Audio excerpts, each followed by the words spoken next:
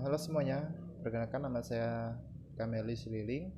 Saya salah satu mahasiswa di perguruan tinggi di Samarinda, dan saya akan melakukan tugas video presentasi dalam rangka memenuhi tugas ujian tengah semester. Baik, untuk yang pertama kita akan bahas tentang konsep manajemen kinerja. Nah, mungkin dari teman-teman ada yang bertanya nih, apa sih itu konsep manajemen kinerja? Baik, oke, kita masuk ke slide berikutnya. Yang pertama itu manajemen kinerja. Jadi kita harus pahami dulu, manajemen kinerja itu merupakan dasar dan kekuatan pendiri yang berada di belakang semua keputusan organisasi, usaha kerja, dan alokasi sumber daya. Nah, kurang lebih itu untuk manajemen kinerja. Baik, untuk ruang lingkupnya manajemen kinerja itu ada 4. Yang pertama, perancangan manajemen kinerja, yang dimana perancangan ini proses merancang, merencanakan, dan menjadikan kemampuan sebagai dasar dalam membentuk kinerja. Dan yang kedua itu kemampuan sumber daya manusia, yaitu kemampuan merupakan salah satu hal yang dimiliki dan juga merupakan kelebihan oleh individu untuk mencapai kinerja yang baik. Nah, yang ketiga itu keluaran, yang dimana keluaran ini merupakan uh, hasil dari kinerja seorang sumber daya manusia. Dan yang keempat itu umpan balik, yang dimana umpan balik ini merupakan respon dari suatu organisasi terhadap kinerja seorang karyawan. Ini untuk yang kedua ada model manajemen kinerja, yang dimana model manajemen kinerja ini adalah proses tentang dijalankannya dan diungkapkannya manajemen kinerja dengan cara berbeda-beda. Nah, di sini yang dimaksud dengan cara berbeda-beda itu ada banyak sekali nih model-model memanajemen suatu kinerja. Nah, mungkin dari uh, suatu proses model itu dari teman-teman bisa coba cari di Google. Dan yang ketiga ada tantangan manajemen kinerja. Nah, otomatis kan dalam kita memanajemen suatu kinerja pasti ada tantangannya. Nah, di sini tantangan yang dimaksud itu yang seperti kecenderungan dari seorang manajer ataupun dari seorang direktur itu masih kurang berani ngambil suatu keputusan karena dilihat dari tantangan ini. Nah, sementara itu kalau untuk pihak pekerja sendiri itu masih banyak keraguan nih dari mereka karena melihat dari tantangan manajemen kinerja ini, apakah akan mengganggu aktivitas mereka, dan juga itu mereka melihat apakah ada manfaatnya nih dari manajemen kinerja itu bagi dirinya sendiri. Nah, mungkin itu untuk yang konsep manajemen kinerja yang bisa saya jelaskan. Untuk kurang dan lebihnya saya mohon maaf. Baik, kita masuk ke materi yang kedua, yaitu tentang perencanaan kinerja. Uh, Tanpa perlu berlama-lama lagi, kita langsung masuk ke materinya, yaitu yang pertama perencanaan kinerja. Apa sih perencanaan kinerja? Jadi perencanaan kinerja itu merupakan suatu proses peramalan, penentuan, pengembangan kebijakan atau program, pengimplementasian dan pengontrolan terhadap kebutuhan sumber daya manusia, baik kuantitas maupun kualitas yang diperlukan organisasi. Sehingga pelaksanaannya berinteraksi dengan rencana organisasi ini dapat menjamin perusahaan memenuhi kesesuaian jumlah pegawai, penempatan posisi pegawai secara benar dan pada waktu yang tepat, sehingga akan secara otomatis menjadi lebih bermanfaat atau efektif bagi suatu organisasi untuk mencapai suatu tujuannya. Nah, untuk yang pertama itu ada strategi dalam perencanaan. Nah, strategi dalam perencanaan itu yang dimaksud adalah alat yang digunakan untuk membantu organisasi untuk mengantisipasi dan mengatur penawaran dan permintaan sumber daya manusia. Nah, pada strategi SDM ini memberikan arah secara keseluruhan mengenai bagaimana kegiatan SDM yang dikembangkan dan dikelola itu. Nah, berikut untuk prosedur perencanaan. Yang pertama, menetapkan secara jelas dan kuantitas dan kualitas SDM yang dibutuhkan. Dan yang kedua itu mengumpulkan data dan informasi tentang sumber daya manusia. Yang ketiga, mengelompokkan data dan informasi tentang menganalisisnya. Dan yang keempat, menetapkan beberapa alternatif. Yang kelima, memilih yang terbaik dari alternatif tersebut, nah, yang akan menjadi rencana. Dan yang kelima, menginformasikan rencana kepada para karyawan untuk direalisasikan.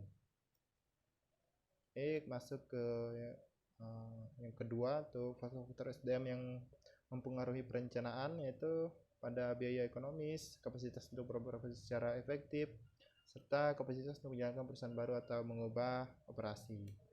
Yang ketiga tuh manfaat perencanaan tenaga kerja, itu yang pertama penggalakan perilaku proaktif daripada reaktif, yang kedua itu komunikasi eksplisit tujuan perusahaan, dan yang ketiga itu simulasi pemikiran kritis serta pemeriksaan yang berkesinambungan, yang keempat identifikasi kesenjangan situasi dan visi masa depan, yang kelima penggalakan partisipasi manajer dini identifikasi kendala dan peluang SDM, dan yang keenam penciptaan ikatan bersama.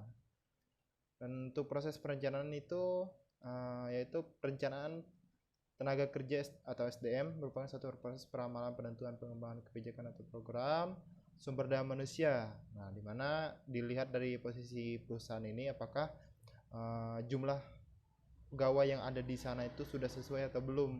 Nah, jika tidak, maka akan dilakukan perombakan untuk menambah dari pegawai, dan jika sudah dengan posisi yang benar maka akan terus ditingkatkan gitu.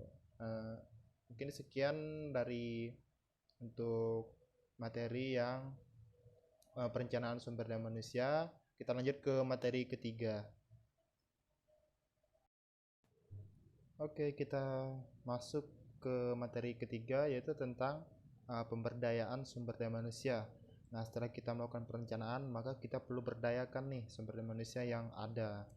Nah, jadi yang dimaksud pemberdayaan itu menurut Robin, pemberdayaan adalah suatu kegiatan untuk mendapatkan pekerja bertanggung jawab atas apa yang mereka kerjakan.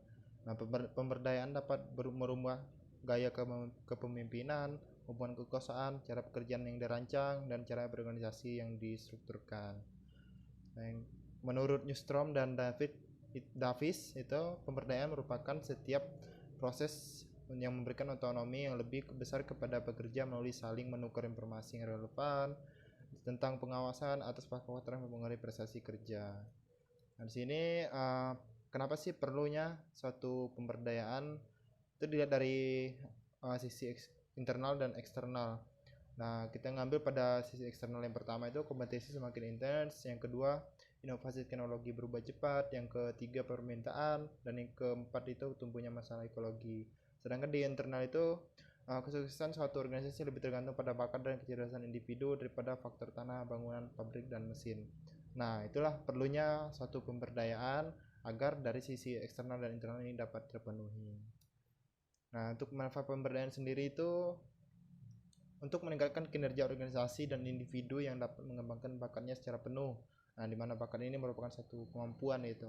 Nah, pada departemen atau tim menjadi lebih antusias, aktif, dan sukses, sehingga karyawan menguasai pemahaman dan keterampilan baru, dan dengan memberi kesempatan melihat sesuatu dengan cara berbeda, dia mampu merefleksikan apa yang dilihat dan mengembangkan keterampilannya yang baru gitu. Nah, untuk hambatan dalam pemberdayaan itu ada lumayan banyak sih ini. Untuk hambatan yang pertama, kurang tepatnya perencanaan atau estimasi dalam proses difusi inovasi. Nah, yang kedua itu adanya konflik dalam motivasi disebabkan karena adanya masalah-masalah pribadi. Nah, jadi sehingga dapat mengganggu nih pekerjaan yang mereka lakukan. Dan yang ketiga itu kurang adanya hubungan sosial. Sekian untuk presentasi yang ketiga terkait pemberdayaan sumber daya manusia. Sekarang kita akan lanjut lagi pada materi yang keempat, yaitu materi yang keempat adalah tentang kompetensi. Nah, setelah kita melakukan perencanaan pemberdayaan, tentunya kita akan melihat kompetensi yang ada pada suatu kinerja. Ini untuk pengertiannya sendiri, kompetensi adalah karakteristik yang mendasar nih pada seseorang, misalnya untuk efektivitas kinerja individu dan pekerjaannya, atau karakter dasar yang memiliki hubungan kausal dan sebagai sebab akibat dengan kriteria yang dijadikan acuan efektif dan kinerja prima atau superior di tempat kerja atau pada situasi tertentu. Sini pada model kompetensi itu ada tiga, yaitu model kepentingan, tingkat dan fungsi kerja, serta ada model posisi. Nah, ini pada tingkatan kompetensi terdiri dari behavioral tools, image attribute, dan personal karakteristik. Nah, di mana behavioral tools ini berdasarkan kemampuan atau skill dan pengetahuan top knowledge, dan yang untuk image attribute ini berdasarkan pendirian diri dan kelompok sosial, dan untuk personal karakteristik ini berdasarkan motif dan watak seseorang. Sini untuk faktor-faktor kompetensi itu terdiri dari kepercayaan dan nilai, keahlian dan keterampilan, pengalaman, karakteristik sosial, isu-isu emosional, kapasitas intelektual, dan motivasi. Nah, yang kita lihat dari motivasi ini tentunya uh, itu merupakan faktor utama nih, faktor pendukung dalam menunjang satu kompetensi seorang karyawan. Sekian untuk materi kompetensi.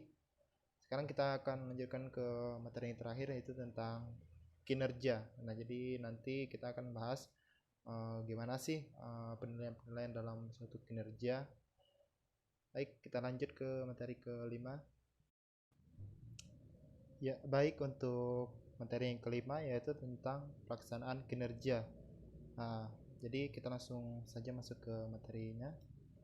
Nah, di sini untuk pelaksanaan kinerja itu ada lingkungan kinerja. Nah, lingkungan kinerja itu apa sih? Nah, lingkungan kinerja adalah keseluruhan alat perkakas dan bahan yang dihadapi lingkungan sekitarnya, di mana seorang pekerja, metode kerjanya, serta pengaturan kerjanya, baik sebagai seorang karyawan ataupun bersifat perseorangan maupun kelompok. Lanjut. Nah, untuk pelaksanaan kinerja ini itu kita harus memahami dulu apa sih kinerja itu. Nah, ini sini kinerja merupakan penggabungan dari kata manajemen dan kinerja. Menurut George R. Terry dalam bukunya Principle of Management, itu manajemen merupakan suatu proses yang menggunakan metode ilmu dan seni untuk menerapkan fungsi-fungsi perencanaan, pengorganisasian, pengarahan, serta pengendalian. Di sini untuk indikator organisasionalnya, yang pertama tingginya tingkat persaingan mengarah pada situasi yang disebut hyper competition atau suatu kompetisi. Nah, sehingga menuntut para manajer untuk membangun strategi baru agar organisasi tetap eksis dan tumbuh berkelanjutan sebagai ukuran agar pihak berkepentingan bersedia terlibat dalam kehidupan organisasi. Dan yang kedua, yaitu kinerja merupakan alat ukur yang bisa diandalkan untuk mengetahui perkembangan dan kemajuan dalam suatu organisasi. Nah, di sini untuk pelaksanaan kinerja itu ada kinerja individu dalam kelompok. Nah, yang dimana kinerja individu dalam kelompok ini merupakan faktor pembentuk kinerja individu adalah komunikasi, di mana komunikasi merupakan interaksi manusia yang bertujuan untuk menumbuhkan pengertian antara komunikator sebagai penyebar pesan dengan komunikan sebagai penerima pesan. Ya, itu 5 materi yang telah saya jabarkan. Ya, mungkin masih banyak kekurangan, jadi masih perlu banyak revisian dari teman-teman sekalian, dan saya mohon maaf juga atas kekurangan dan kesilapan saya selama melakukan presentasi. Atas perhatiannya saya ucapkan terima kasih. Bye bye, sampai jumpa di lain waktu.